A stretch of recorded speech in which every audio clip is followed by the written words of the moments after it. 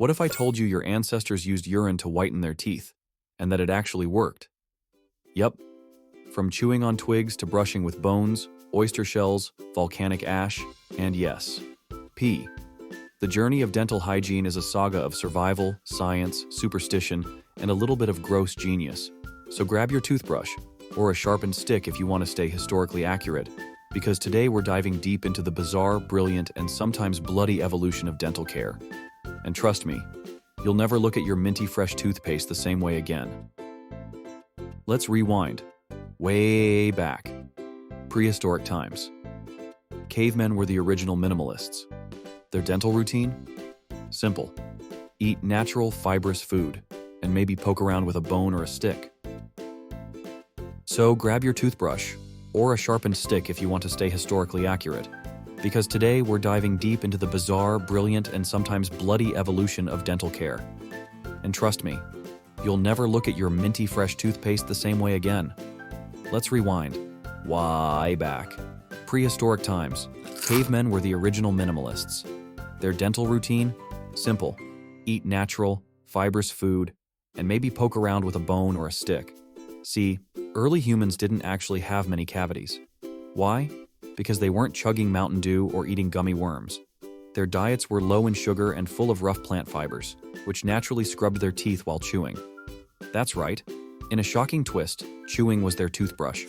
But when something did get stuck, they'd grab whatever was nearby. Fish bones, animal quills, sharp sticks, even feathers. Basically, anything that could poke, jab, or scrape without totally destroying their gums. Archaeologists have even found grooves in Neanderthal teeth that show deliberate scraping. They were literally carving gunk out of their mouths. Now, were their teeth pearly white? Probably not. But were they rotting out of their heads? Less than you'd expect. Fast forward to around 3000 BCE. Welcome to ancient Egypt. And these folks? Honestly, kind of dental pioneers. They were among the first people to make a toothpaste-like substance. It was made of crushed ox hooves, burnt eggshells, pumice stone, myrrh, ash, and pepper.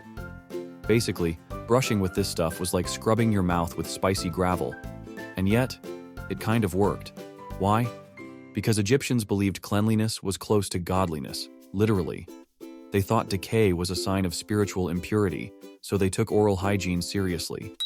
They even had dental doctors who would drill abscesses, create rudimentary bridges, and pack infected gums with honey. Think about it. Your modern dentist won't even return your call unless you fill out a form first. Egyptians? Pulling teeth with bronze tools and honey 5,000 years ago. Now over in India, around the same time, people were using neem twigs to clean their teeth. A practice that continues today. Why neem? Because it's naturally antibacterial.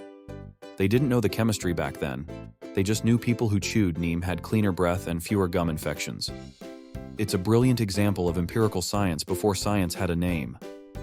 Jump to ancient Greece and Rome, where people took a more abrasive approach. Greek doctors like Hippocrates wrote recipes for toothpaste that included crushed oyster shells, powdered animal bones, vinegar, and sometimes salt and bark. Why bones and shells? Because they're calcium-rich, and people believed that brushing with them would rebuild your teeth. A concept not entirely wrong, just poorly executed. Now let's talk about Roman urine, the moment you've all been waiting for. See, Romans were obsessed with whiteness, in togas, marble, and yes, teeth.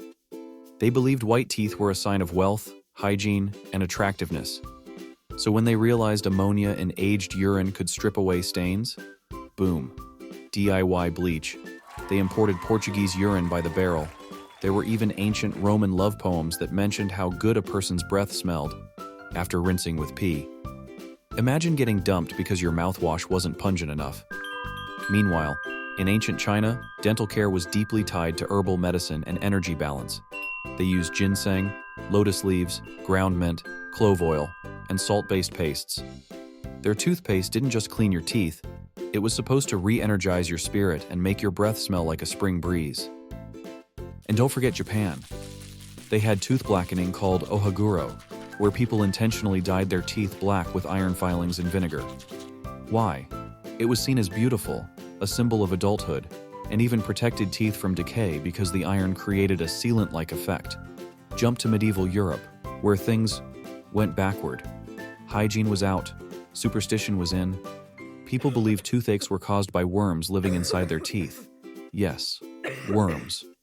So they would smoke herbs into their mouths to chase out the worm, rub ash or salt on their gums, or just have a traveling barber yank the whole thing out without anesthesia. Barbers weren't just giving you a trim, they were yanking molars between mustache waxes. You'd leave with a haircut and a concussion. Queen Elizabeth I, bless her royal sweet tooth, helped usher in the decay is fashionable era. She loved sugar so much her teeth turned black, so nobility began blackening their teeth on purpose to imitate her. Talk about toxic trends. Now enter the Renaissance and the return of reason. Kinda. Tooth powders came back into fashion, often made with chalk, brick dust, burnt bread crust, even powdered coral. They thought the abrasion would scrape off decay. In reality, it just scraped off enamel and left people with sensitive, bleeding teeth. But hey, at least it was science-y. Now welcome to the Age of Enlightenment, the 18th century, when brushing actually started to look like brushing. In China, toothbrushes had been around since 1498, made from bamboo handles and boar hair bristles.